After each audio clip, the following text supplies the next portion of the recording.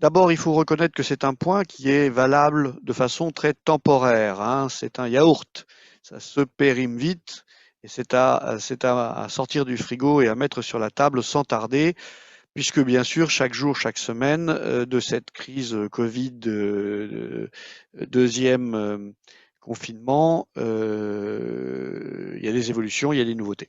Donc je vous fais un point aussi novembre avec des informations qui datent pour la plupart d'il y a quelques jours et pour les dernières d'hier.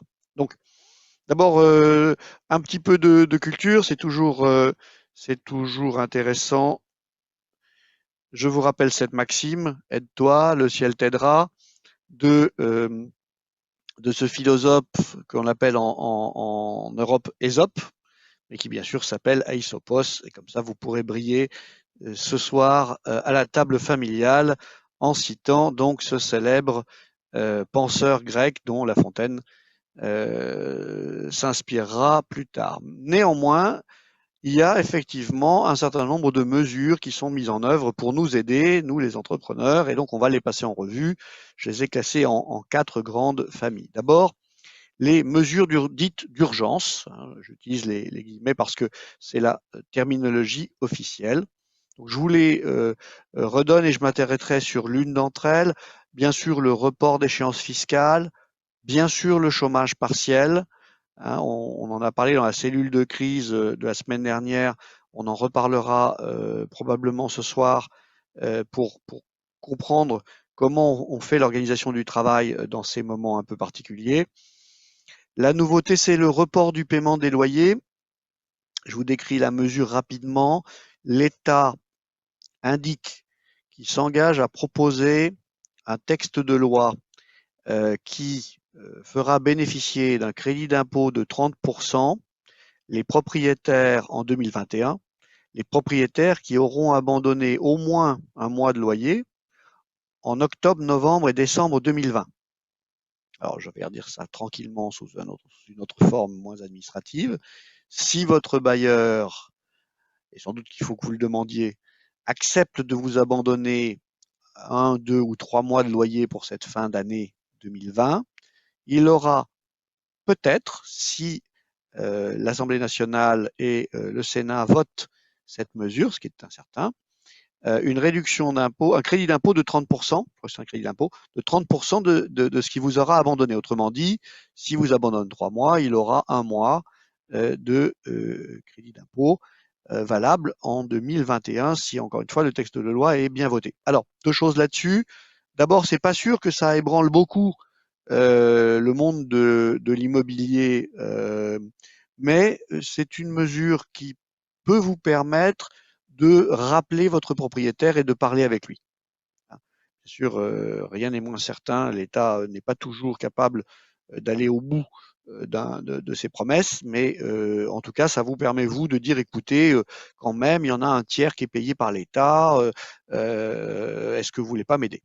Et je vous rappelle, parmi les mesures d'urgence, le médiateur du crédit, vous vous souvenez qu'on a accueilli sur cette chronique le médiateur national du crédit, Frédéric Wisnowski, qui avait été extrêmement précis sur un certain nombre de mesures qu'il a prises avec ses équipes au plan national, mais notamment qui nous avait demandé de lui remonter directement les dysfonctionnements éventuels qu'on peut repérer.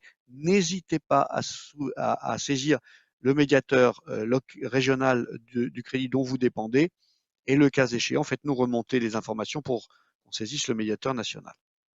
Ce sont les mesures d'urgence. Il y a des plans de soutien sectoriels. Alors bien sûr, vous le savez, pour les commerces, pour les indépendants, mais aussi pour des secteurs qui peuvent vous concerner, comme le livre, le BTP, l'aéronautique, l'automobile, le tourisme et les entreprises technologiques. Alors celui-là est un petit peu moins bien connu, mais il y a tout un tas de petits dispositifs visant à accompagner les entreprises technologiques et notamment pour celles qui sont en deep tech.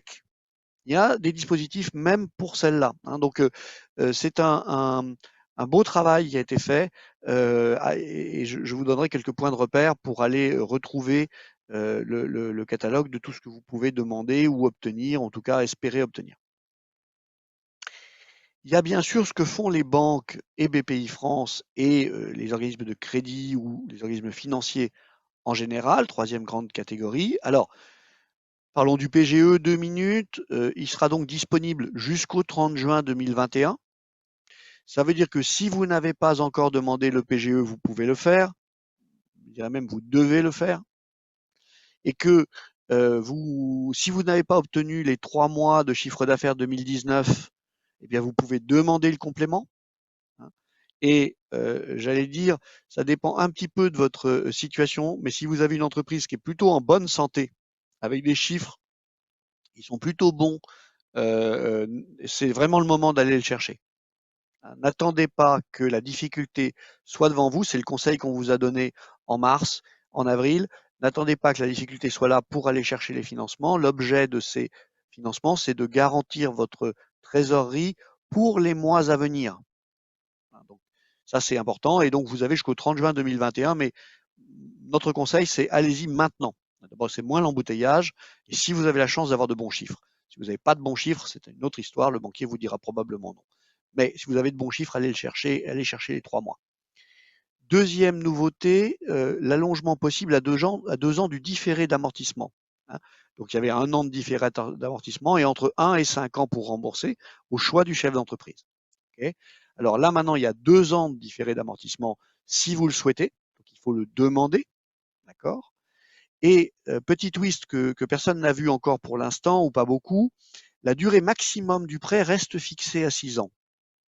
C'est-à-dire que la période où vous rembourserez, dite période d'amortissement en langage bancaire, elle sera dans ce cas-là au maximum de 4 ans. Hein. Si vous prenez les 2 années sur les 6, au lieu d'avoir 5 ans maximum pour rembourser, vous n'en avez que 4. Donc faites vos calculs en fonction du montant que vous avez emprunté, ça peut changer vos échéances.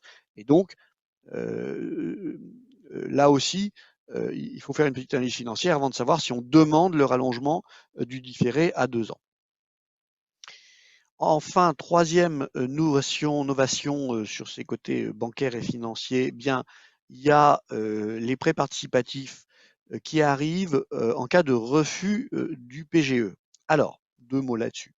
Prêt participatif, ça n'est pas un vrai prêt participatif. Un prêt participatif, c'est un prêt dans lequel il y a à la fois un intérêt fixe et une participation au succès.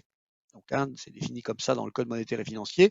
Là, il s'agit d'un faux prêt participatif. Ils appellent participatif parce que c'est une durée longue, en général 10 ans, avec un différé d'amortissement d'environ 3 ans, 2 ou 3 ans.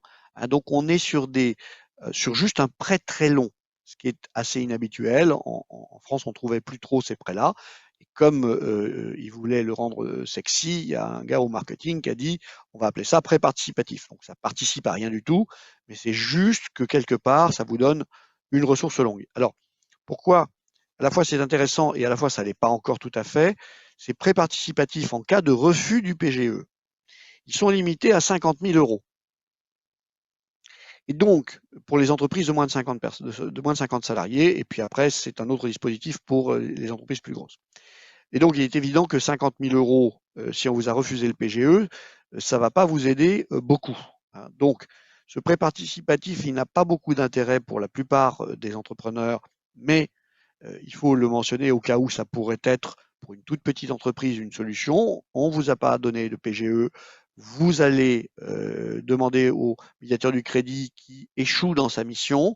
À ce moment-là, il existe une organisation qui s'appelle le CODEFI, le comité des chefs de services financiers, qui réunit le patron des impôts sous l'égide du préfet, le patron des impôts, le patron de l'URSSAF, le patron des douanes, etc. Et qui va examiner votre dossier. En général, il peut vous donner un échéancier sur vos échéances fiscales et sociales.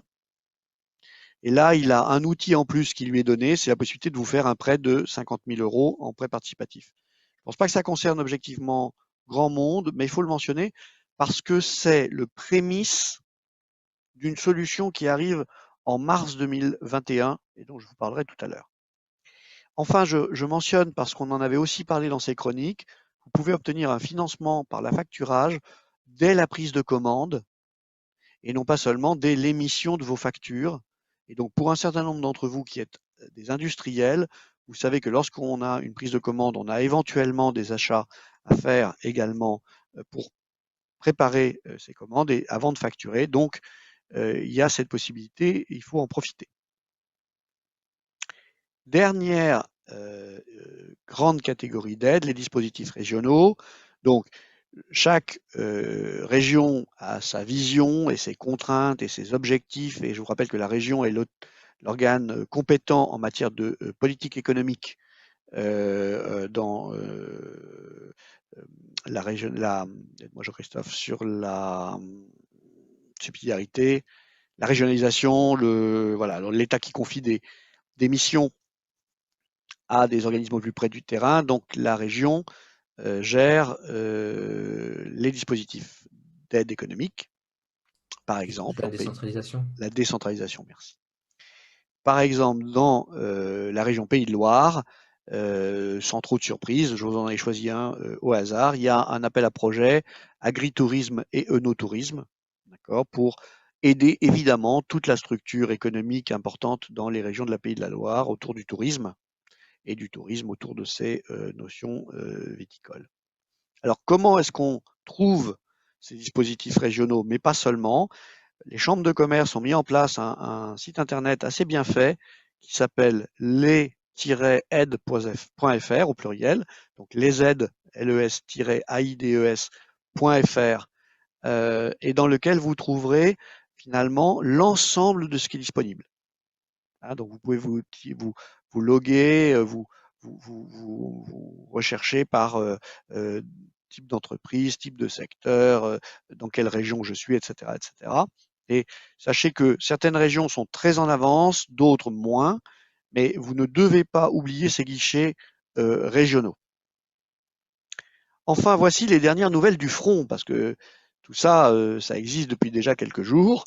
Il se trouve qu'on a eu donc la chance d'échanger avec Nicolas Dufour hier, le directeur général de BPI France, qui est très en pointe et que l'on remercie vivement de son action, de son mode start-up, de toute cette organisation très lean et rapide qu'ils ont mise en place. Et également, je vous parlerai en une seconde du ministère de l'Industrie. Alors sur les dernières nouvelles, il y aurait, j'utilise le conditionnel, en mars 2021, la possibilité de bénéficier d'un prêt participatif dans le même sens que celui dont je vous ai parlé à 50 000 euros tout à l'heure. C'est-à-dire, mais pour des montants beaucoup plus importants, 10 à 12 ans de durée du prêt, 3 ans de durée d'amortissement maximum, vous pouvez choisir moins je pense, et à des taux qui seront relativement élevés. Il ne faut pas imaginer que ça sera 2,5 comme le PGE, etc. Ce sera beaucoup plus cher. Mais c'est logique, parce que un financement à 10 ou 12 ans est fondamentalement plus risqué qu'un financement à 5 ans, et donc il est assez logique qu'il y ait une forme de pricing de ce risque. Parmi les autres éléments dont nous pouvons parler, il y a le prêt French Fab. Alors, le prêt French Fab, la French Fab, c'est cette initiative de BPI France en faveur de l'industrie. Et donc là aussi, c'est un prêt de 10 ans avec 3 ans de différé d'amortissement. Celui-là est disponible dès maintenant. Donc si vous êtes une entreprise industrielle et que vous avez de la capacité d'endettement, ce qui n'est pas évident si vous avez pris le PGE au maximum et si vous avez déjà des endettements par ailleurs, mais le cas échéant, si vous avez encore de la capacité d'endettement, vous pouvez aller regarder ce prêt French Fab. Ça, c'est de la ressource longue. C'est de la ressource longue. Vous avez le temps de passer probablement la difficulté dans laquelle nous sommes maintenant. Encore une fois, vous voyez, c'est un modèle qui est négocié entre l'État français et Bruxelles et qui a l'air d'être globalement accepté par Bruxelles, de faire ces prêts long terme dès lors qu'ils sont assez chers, puisque pour le coup, ce que Bruxelles veut éviter, bien sûr, c'est la subvention déguisée avec un fort taux de perte. ce qui fait que 10 ans plus tard, on a mis 20 milliards dans l'industrie française ou dans l'économie française qu'on ne récupère pas. Donc ça, c'est un petit peu la tension entre Bruxelles et la France, telle que je la comprends.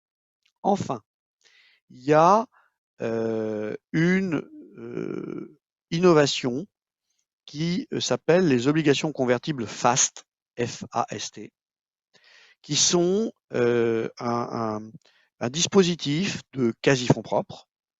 Je vous rappelle que le principe d'une obligation convertible, c'est qu'il y a une partie où vous payez l'intérêt tout au long de la vie de l'obligation, par exemple 5 ans, et vous la remboursez donc à la fin, au terme, in fine, mais qu'il y ait aussi une possibilité que ces obligations, comme leur nom l'indique, se convertissent en actions de votre entreprise. Donc, c'est un processus qui est très technique, qui demande de bien comprendre les hypothèses sous-jacentes pour ne pas se retrouver avec une situation où vous êtes quasiment certain d'avoir quelqu'un qui rentre au capital de votre entreprise et à des conditions qui seraient pas forcément celles que vous souhaitez. D'autant plus qu'une fois qu'ils sont au capital, il faudra envisager de leur proposer bien sûr une liquidité à terme. Donc, obligation convertible, autre dispositif, obligation FAST pour l'instant réduite à un secteur, ils viennent de l'élargir à la filière aéronautique, mais c'est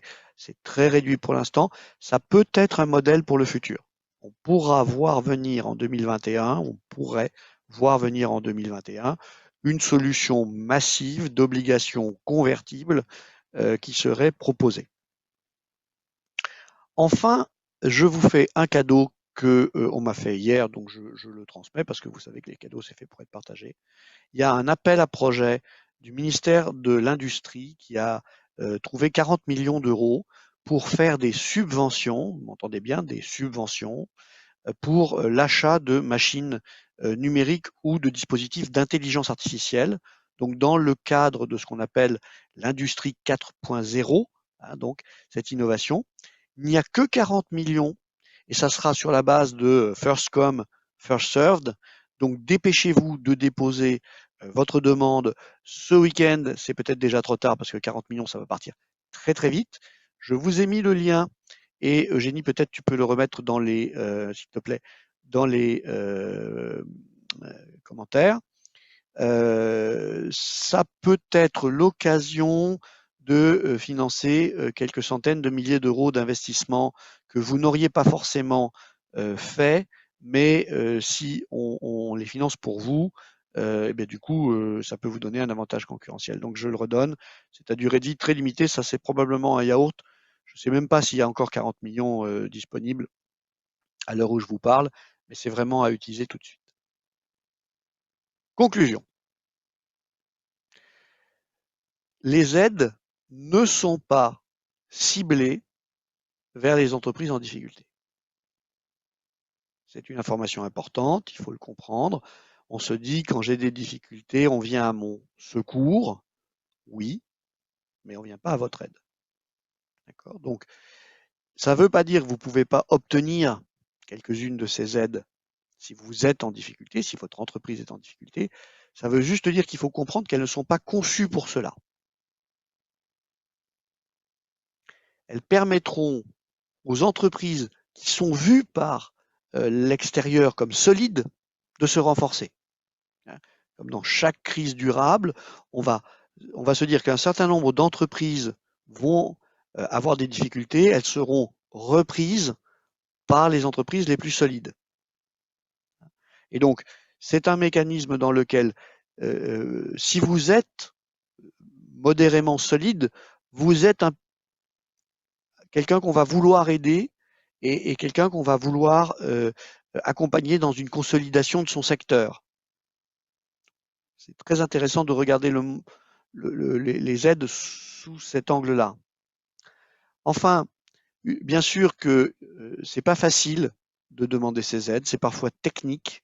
Hein, tous ceux qui ont souffert le martyre en demandant des aides européennes au FEDER en parlent encore parce qu'ils n'ont toujours pas touché l'argent ou que 3 ans ou 4 ans ou 5 ans après avoir touché l'argent, ils ont encore une personne à mi-temps qui produit du rapport administratif pour qu'on ne leur retire pas l'argent qu'ils ont reçu.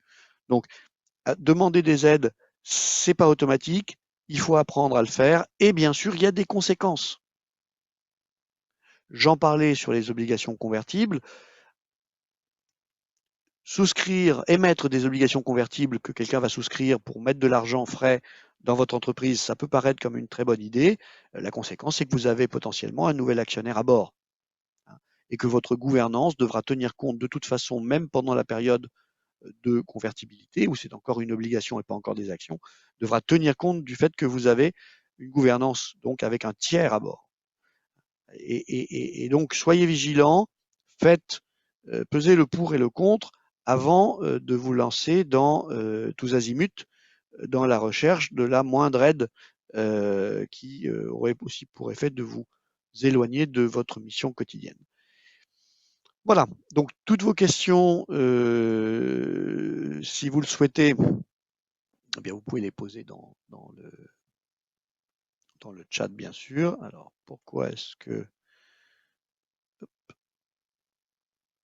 Voilà. Alors, existe-t-il, Frédéric, un risque On a fiscal? effectivement plusieurs questions, Patrick. Vas-y. Il y a une première question qui est la question de François-Éric qui demande pourquoi est-ce qu'on ne fait pas comme les Allemands avec des actions préférentielles sans droit de vote. Merci François-Éric. Ça fait partie des choses que on pourrait ensemble, collectivement, proposer. Et sachez qu'on travaille et on vous en parlera ce soir. On travaille tous ensemble, donc toutes les bonnes idées sont bonnes à prendre pour préparer un certain nombre de suggestions pour compléter le dispositif d'aide qui aujourd'hui ne nous paraît pas adapté à la situation de vos entreprises telle que nous la connaissons bien. Et donc oui, cette piste allemande est une très bonne piste. Oui, François-Éric.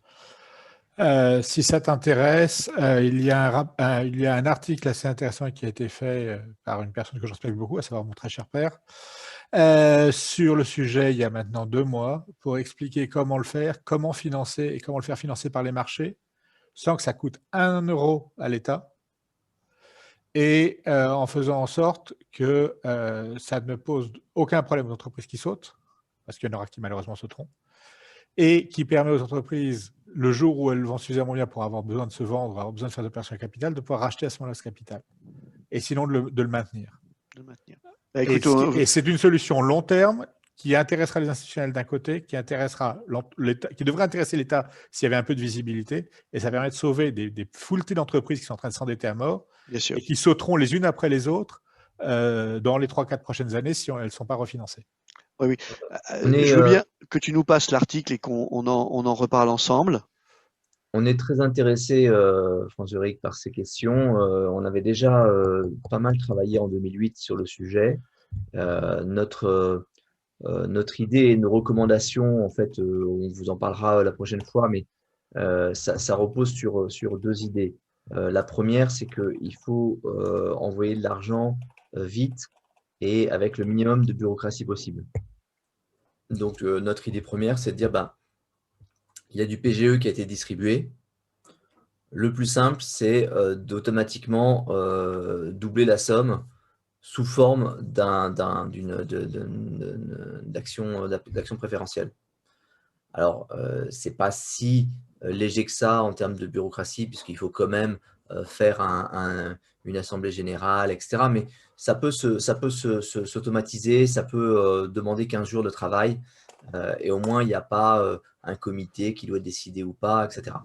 Il y a juste, vous me donnez tout ce qu'il faut, comme vous vous engagez à me donner tous les éléments, et si vous ne les avez pas, à me rembourser. Et puis, vous, en tant que dirigeant, je vous demande votre caution personnelle tant que je n'ai pas reçu l'extrait de l'Assemblée générale ou l'argent en retour. Ça, c'est une première idée.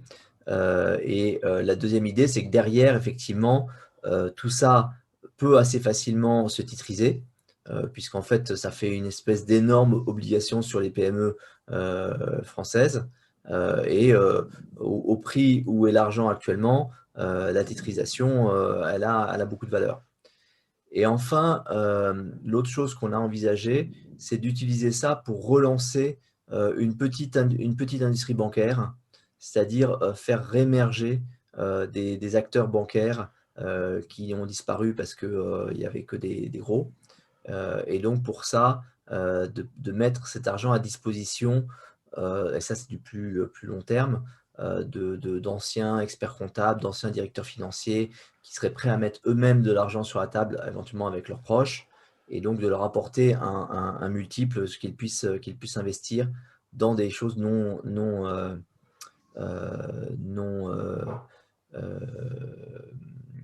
dilutives et sans garantie, etc. Donc ça, on a tout un programme. On va vous en parler la prochaine fois parce que ça permettra de le mettre en vidéo et de le diffuser après.